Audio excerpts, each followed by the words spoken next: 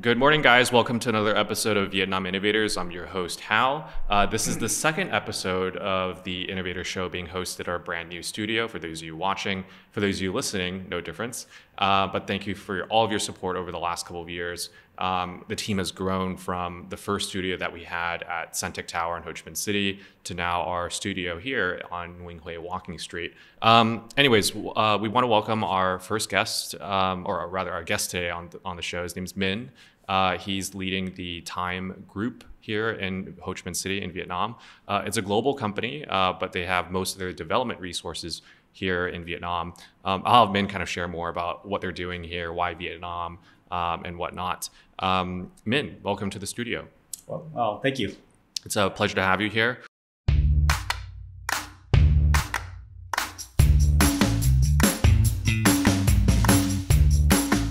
Let's just start off with you're Vietnamese, American. Yeah. Let's start with why you're here in Vietnam. A bit of a personal background, I guess you could say, and then why Tyme as well. Well, first of all, thanks for having me. So I was born here in Vietnam. I was born in 1976. Primarily, I grew up in California. Lived there pretty much all my life until about when I was 25. And then I ended up in Japan randomly, but it was playing semi-professional tennis. Okay. And spent about 6-7 years doing that, and realized that I need to start thinking about a career after tennis. So You didn't make it to the pros. So Almost. I decided, hey, what's my next venture and where do I want to be? And long term, I wanted to be in Asia, and I also had an affinity to return to Vietnam.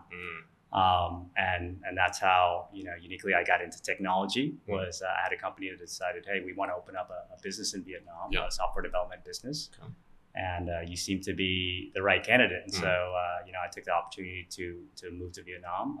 And I started off in 2008 and was spending about half my time between here and Tokyo. And then transitioned here fully in, I think, about 2013, 14. Okay. Along the way, I spent time doing software outsourcing, right? Managing for primarily Japanese companies at the time, and then moving over to product, and then now fintech. Yeah. Got it. And let's talk about your role at Tyme. I mean, you mentioned you worked for a development company in Japan that brought you here to Vietnam. It was a fairly small one, it sounds like. But Tyme is much larger. I mean, your scope has increased to like general management, essentially, for this big group. What does Tyme Vietnam do for the listeners that are listening in today? For those of you that might be searching Tyme Vietnam before listening to this podcast, very, big presence in Vietnam, but not a consumer presence. Yeah. So maybe you can share about that. So maybe I'll take a step back and I'll explain what Tyme Group does, because it'll give a better perspective. So we call ourselves serial bank builders. And currently right now we have 2 banks in 2 countries. So the first one is South Africa, and the second one will be launching in the Philippines. Tyme Vietnam is the engineering and product hub for the Tyme Group. And so I like to say that's where all the magic happens, because we're the ones who build the product. It's a combination of product proposition, engineering, and innovation that goes into the products. And then we're the ones who are providing, basically value to our customers. Okay. Maybe we can talk about the plans for Tyme Vietnam. I mean, the business model here is more about the development and the product. But what do you guys hope to achieve with the team here in Vietnam? When I joined, this was about 13 months ago, we were about 130 people, and now we're at 270. So we doubled in size, and we'll continue to grow. Wow. We're, as a technology hub, we have very interesting and complex problems to solve. So, the first country was actually just in its own way, a very, I wouldn't say easy problem, but a very focused problem. We were building a banking platform for South Africa. This was in 2019 where we launched in South Africa. And now we've gotten to, 3 years later, about 5 million users. And now we're going into the second market, which is the Philippines. And we're not planning to stop there. We're going to go to country 3, country 4, country 5. So you're building a playbook as you go and adapting it. What we're in the works of building right now is a multi-country banking platform that will serve the needs of these countries that that is going to be our customer. And so we'll need a team that is skilled enough to do this. Yeah, which is my next point. What makes Vietnam the ideal hub to build this tech business from here? I mean, some of these engineers and the teammates that you have, they've never been to South Africa potentially, or the Philippines. Yet, despite that, the team is here, and I'm sure there's a lot of reasons for that. What are they? Yeah. So there's a bit of history that goes into Tyme, and even though Tyme Bank in South Africa launched in 2019, the group in Vietnam, Tyme Vietnam, was actually acquired by Tyme Bank, the Tyme Group, I think around 2016-17. And that was from Commonwealth Bank of Australia. So the group that existed from that time already had this banking expertise that we wanted to incorporate into our product and carry on. So, even though we say some of the companies only started 3 or 4 years, some of the members have been at Tyme for, I think the oldest person at Tyme has been there for 12 years, right? And some of the more senior guys on average are 5 to 6 years. So it's almost challenging to explain the history to people because when they look at the timeline. But we wanted to start off with a team that was already well vetted, already had experience, and was able to roll out a product quickly. And so with the Tyme Bank offering that we now have in South Africa, we kind of already checked off that box. And now we know that we're able to do it here, and let's raise the bet. So some of the most talented emerging market banking experts from a technology point of view are actually here in Vietnam. It sounds like, I mean, you mentioned I want to keep that a secret because I'm sure. kidding. But I think our team is very talented in that aspect, and so they're solving some they've solved some very difficult problems, and will continue to solve some very challenging problems coming up. Amazing. Okay. I mean, aside from South Africa and Philippines, just a side question. Emerging markets is the focus. I'm sure Asia's on the top of the list. Is there a plan already in place for other markets, including Vietnam? Yeah, so we've talked to many countries right now, focusing primarily on Asia, and Vietnam is one of the countries in the list. India, Pakistan, Vietnam is we'd want to build a product here. Obviously, it makes sense because the product team is here. There are challenges, right? Because there's a limitation in the number of banking licenses because we are a bank, right? So very different than other fintech projects. We're regulated like a bank. So we'd have to come in and either with a partner already with a banking license, or for some reason Vietnam decides that they want to offer more banking licenses and make it available. So I think that's the issue why we can't, or it's very difficult for us to launch in Vietnam. But with some of the other countries, I can't say yet, but we're very deep in discussions to getting a license for country 3. Okay. Well, at the end of the day, you guys are a fintech firm. There's, according to my notes here, 188 operating fintech firms in Vietnam. Some of them, I'm sure, are banks that are moving towards the digital space. Some have started as anything from e-wallets to neobanks. There's so many classifications now. How does Tyme differentiate from these other fintech companies, not from a business model, but as a team culture or the way that the kind of company operates? Sure. So that's a very good question.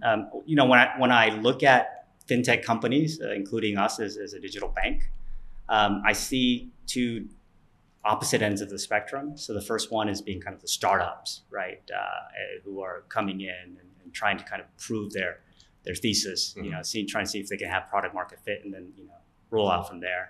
And I see the other end where you have the incumbents, the traditional banks, and they want to digitize.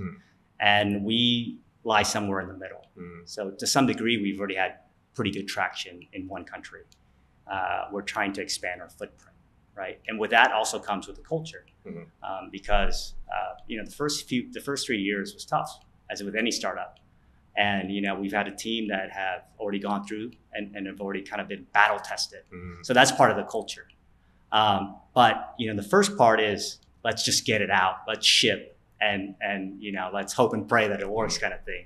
But now that we've been able to do that, okay, well, we need to build better processes in place. We have the money, so we need to bring better talent. So for us, the culture is kind of taking what you've learned and then growing it as the business grows, right? And I think I mentioned to you earlier, but for us, we're not expanding only in one market. So which I call expanding vertically. I call what we're doing else is horizontal growth. So for us, if anybody wants to work at Tyme, right, it's very interesting because obviously it's in banking, right? And that also differentiates from other fintech products because we're highly regulated. So there's a regulation aspect, but for us, we need to conquer those things as we move into other countries. And the unique thing is, if you are a developer, right, you can move up within your company if you've spent a certain amount of years there and you build a certain amount of products. In our company, right, what we're doing, you will naturally progress horizontally. So if you're building a lending product, you need to actually think that how will this lending product be not only supported in South Africa, but also in the Philippines and whatever country 3 is and country 4 is.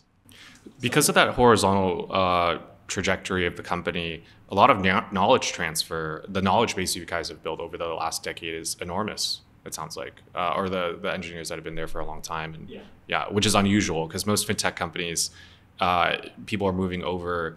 Yeah, they have the practical, hard skills, but not necessarily knowledge in fintech. I mean, it's still quite new in Vietnam at the end of the day. So I mean, it's a very competitive landscape, and we're very lucky to have retained some of our people. So Okay. So but you're always training new people too, of course, I'm sure. Well, like I mentioned, we doubled our company size, and that was if you think about it, COVID last year, everybody worked from home, so we literally hired over 130 people, and their first day at work was actually from home. So we becoming more mature, we had to add in all these processes, right, of onboarding and training and virtual meetups and things to keep the particularly the new folks engaged. Launching this product in different countries, it sounds pretty easy, at least from what you described. I'm sure it's not. You mentioned regulation, it changes per country, and I'd love to kind of delve into that subject a little bit. When you're talking horizontal growth, lots of countries on the list, but what are those check boxes when it comes to adapting the product you guys have built to different places?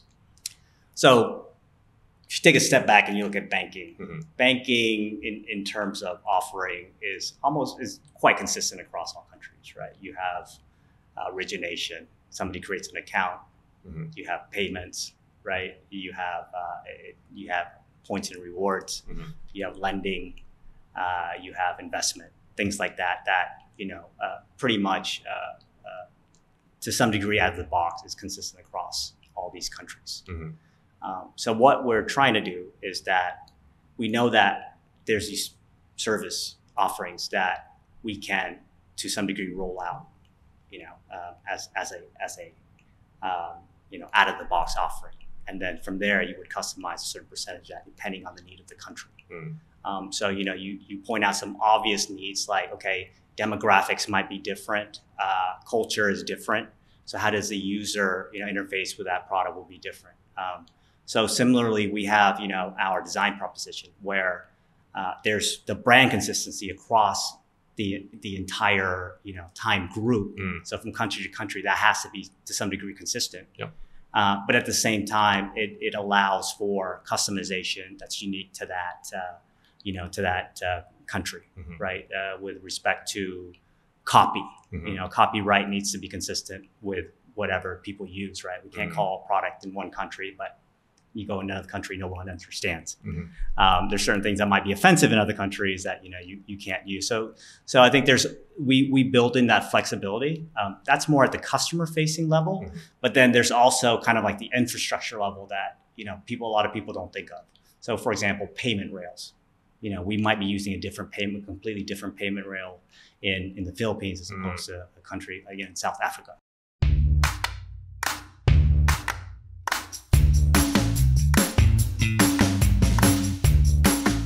Whenever you're in different markets, I assume you need a local expert to help advise the product and engineering team. Are those folks here in Vietnam when it comes to? So how it works from a structural level is that we have the operating team in that country, right? So we will call build and run.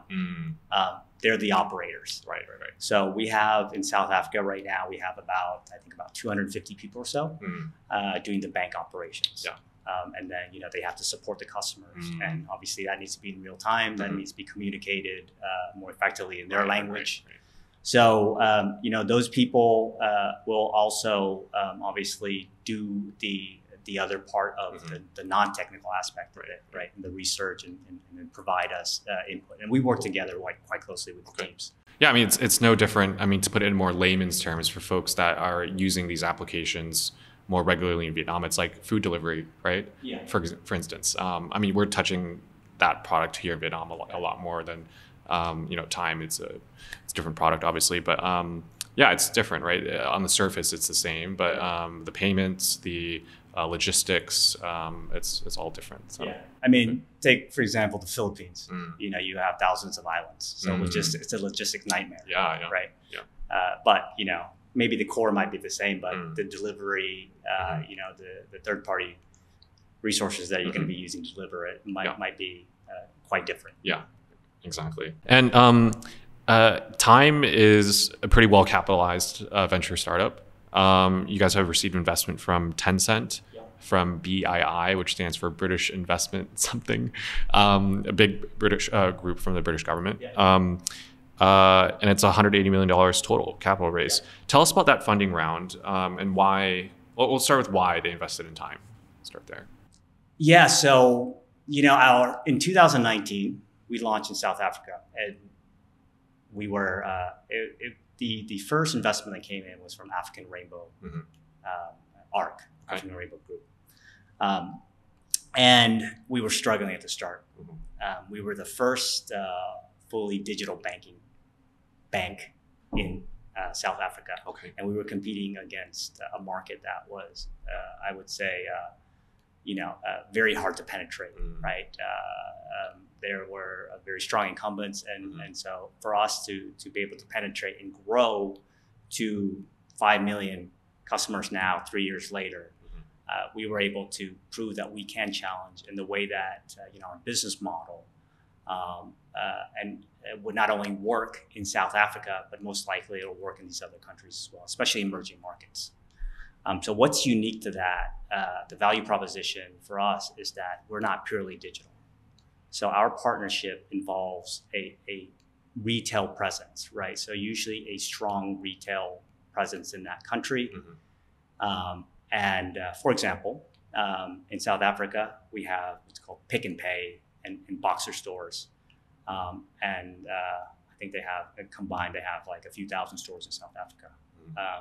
We're also partnering with JG Summit in the Philippines. That group alone, I think, has something about 4,000 supermarkets and 9,000 shopping malls and residents. So they're massive. So how we partner up with them is there's then the retail outlets, and then we have hardware. So we have a kiosk. And so now you have what we call kind of what we say bridging the physical and digital divide, right? Because in emerging markets, people are not as tech savvy. They're not just going to go and find your app on Facebook, download it, and then there's a trust issue as well. There's also a trust issue. So how we solve this is then we put these kiosks within our retail partner stores.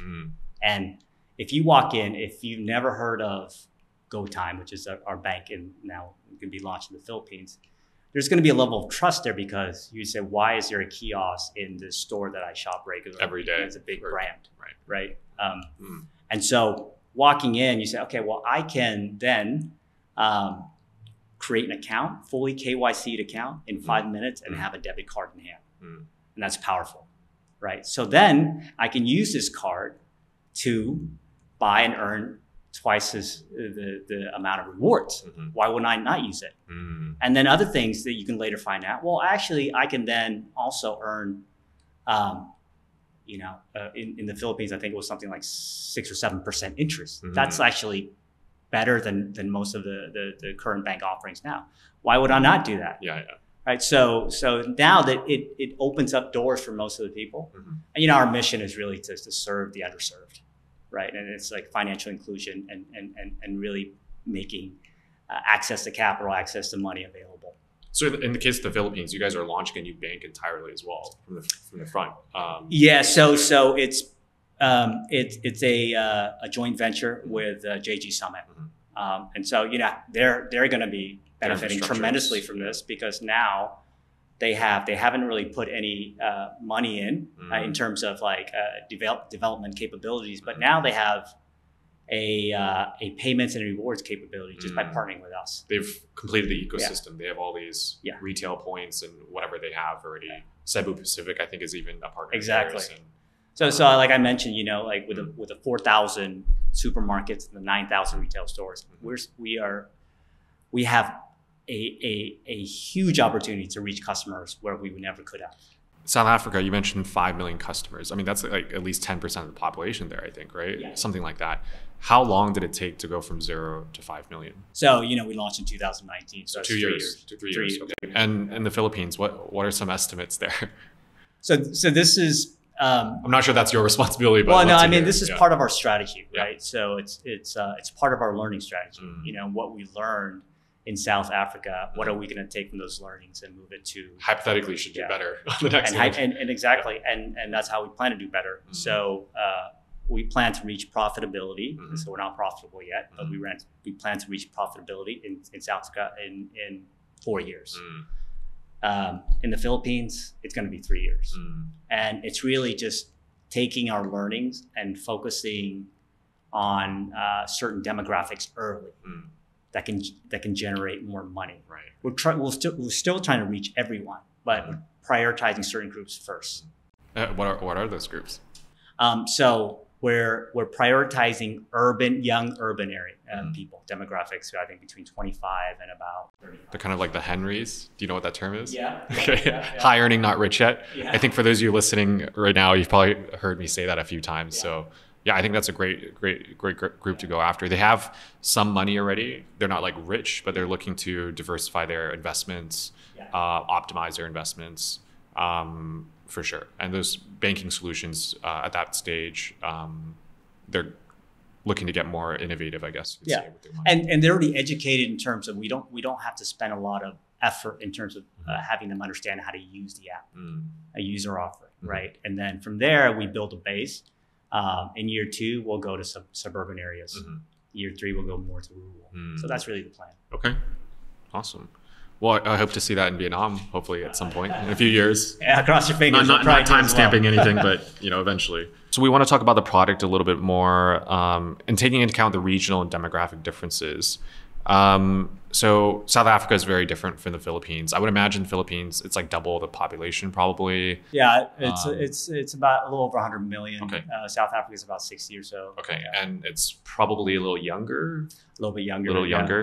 How do you take into account these differences when you guys are building your products? Do they differ at all between the two countries in terms of what you're offering? Yeah, so there's certain things that we prioritize over other things. So for example, like I mentioned, you have this kind of out of the box solution that's going to pretty much be consistent across all the banks, right? You have kind of your payments, lending, things like that, right? Credit cards that are going to be consistent. And that will, you have to that should be a minimum to launch. Okay, but then there's other things that, from a product offering that's going to differ. So, for example, we're going to launch a what we call fractional shares and crypto offering. So, and why? Because obviously there's more people in the Philippines spending money on crypto, and they also want to get into investments. But, so crypto being one, but also I think what's going to be really cool is a fractional share. So, somebody who can't afford to buy, a share of Apple can now buy a 10th of Apple or 100 of Apple. So those things are going to be, And that's not in South Africa. That's not in South Africa right now. Okay. Yeah. Cool. But it hypothetically could be, because it could be, to be honest, there's also the regulatory aspect of it. So those things are actually easier from a regulatory standpoint to offer in the Philippines versus South Africa. I see. Yeah. Got it. The business has been around for a few years, but obviously the landscape and everything from fintech to regulation, crypto has changed. How do you guys keep up with all those and that evolution? Maybe you can share more about how the product team thinks about that, aside from just using Twitter and whatever else to follow. Yeah, I mean, I think if we take a step back and you can say your product is sexy and you build more and you have the latest and greatest in technology, that's all great and dandy. But if you can't offer a service that's reliable, because at the end of the day it's banking. If somebody can't withdraw money or put gas because your service isn't working, then it doesn't matter how sexy your product is going to be. They're going to churn, right? They're going to leave your product. So we really focus on kind of some of the core principles that whatever drives our decision really needs to be, from a product perspective, we need to have our product always available and reliable, right? The second thing is then, are we providing the best service to our customer? Like when they go in the app, are they having the best experience? And the list goes on, but I would prioritize those two. And then actually finally, like, would they be willing to come back and use your product again with this experience, right? So with technology and what we're trying to do, we need to try to fill in those gaps because those are the outcomes we want. So we're not just going to say, hey, we're going to change our technology just because it's the latest and greatest and cool. Is it really going to solve this problem of getting, from 99.9% availability to 99.999 kind of thing, right? So those are the outcomes that we want. And then the technology is the enablement piece of that. Okay. But what we learned over the course of of launching in 2019 is we launched really quick.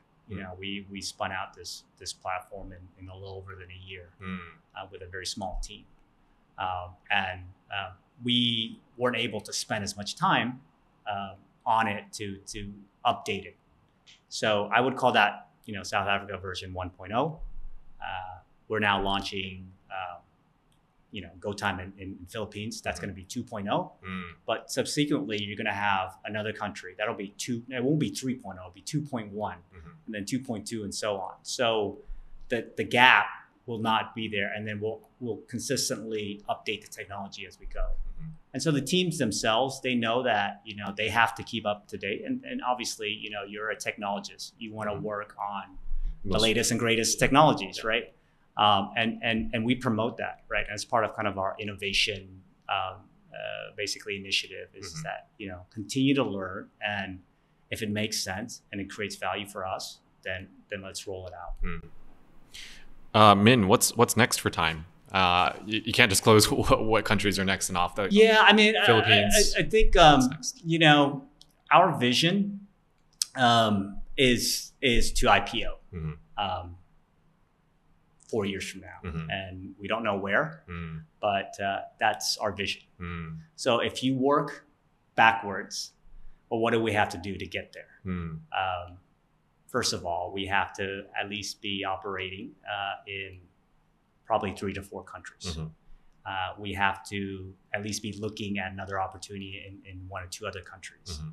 And for the three or four countries where we are operating, at least 2 of those have to be profitable. So that's a simple version of it. But then now we have to go backwards on that vision, right? So if we go back to where we are today, so what do we have to do from a technology standpoint? We have to build a multi-country platform that can support all these offerings from a regional standpoint as well, or a local standpoint. So it's a very tough challenge for us. And the product still has to continue to deliver value, because at the end of the day, we need to be a business, and we also need to be profitable.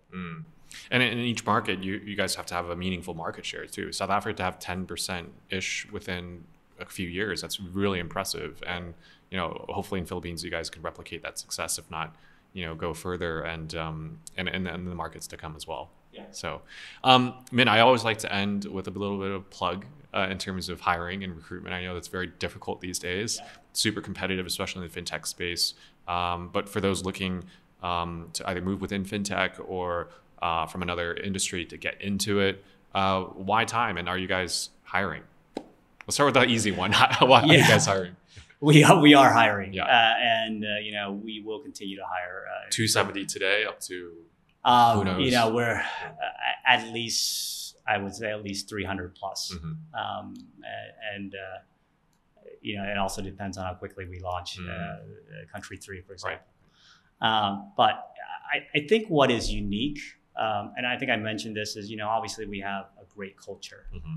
We were voted top 5 in terms of the best technology companies to work with in 2022, and so those things are great, right? And I mentioned, like, we've gotten a long ways in terms of actually building and running a bank, right? But I think for the people who are really interested in joining Tyme, I think I would actually have to ask them to say, are you willing to learn? Are you willing to adapt? And obviously you have to be, you have to challenge yourself, because, if you come to Tyme, you're going to be doing a lot, and you're going to be growing a lot naturally. And like I mentioned, I think the biggest difference is you're not only going to be growing vertically, but horizontally. So it's that natural growth. And if you're up for that challenge, then Tyme is the place to be. But if you're not, then maybe, don't apply. Yeah, no, I mean, the opportunities are there. Yeah. But I think that's what we're looking for: hungry, passionate people willing to learn and willing to grow themselves. Yeah. Okay. Well, great.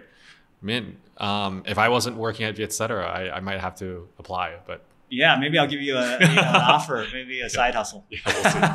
Well, Min, thank you so much for sharing about Tyme's mission, its vision, and of course, a little bit about yourself today. And I hope our listeners following today check out Tyme if you haven't already, and please work with Min.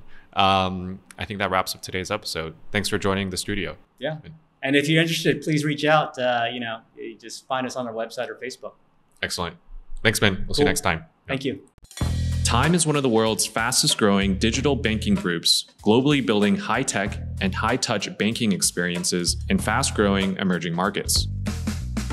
Established in 2016, Tyme Vietnam has been the technology hub for Tyme, bringing together engineering and product people who share a global mission to become serial bank builders, shaping the future of banking through technology.